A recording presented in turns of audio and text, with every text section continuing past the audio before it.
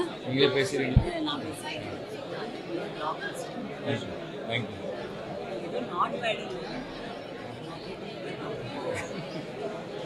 So படம் வந்து எனக்கு ரொம்ப பிடிச்சிருக்கு. ராஜு வந்து செட்டில் வந்து நிறைய கவுண்டர்ஸ் போடுவான். இங்கே வந்து நான் பார்க்குறேன் ராஜு இப்படிலாம் நடிப்பானா அப்படின்ற மாதிரி நான் ஷாக் ஆகிட்டேன். பிகாஸ் அந்த பைக்கில் போகும்போது பிரேக் போயிட்டு இப்படி அழுதுகிட்டே போவான்ல, அதுதான் ரொம்ப க்யூட்டாக இருந்தது. நிறைய எமோஷன்ஸ் காட்டியிருக்கான் ராஜு. பயங்கரமாக பர்ஃபார்மன்ஸ் பண்ணியிருக்கான். அந்த 2 ஹீரோயின்ஸுமே சூப்பராக பண்ணியிருக்காங்க. சரண்யா மேம் கேட்கவே வேணாம். தேவதர்ஷினி மேமும் சூப்பராக நடிச்சிருக்காங்க. ஸோ பப்பு எல்லாருமே இந்த மூவியே வந்து எப்படின்னா ரொம்ப ஆக்குபைடாக எல்லா இடத்துலையுமே வந்து ஒரு ஹியூமர் வச்சு ஒரு மாதிரி என்டர்டெய்னிங்காக இருந்தது. படம் ரொம்பவே நல்லாயிருக்கு. கண்டிப்பாக ஃபேமிலியோடு வந்து பாருங்கள். ஏன்னா அங்கங்கே கொஞ்சம் சாங் இதெல்லாம் கொஞ்சம் லவ் கண்டென்ட் அதெல்லாம் இருக்கும். ஆனால் ஃபேமிலியோடு வந்து பார்க்குற மாதிரி ஒரு நல்ல படம் தான்.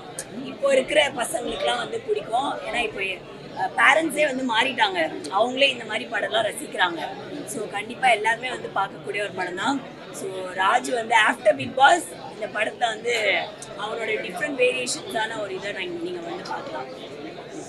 தேங்க்ஸ்.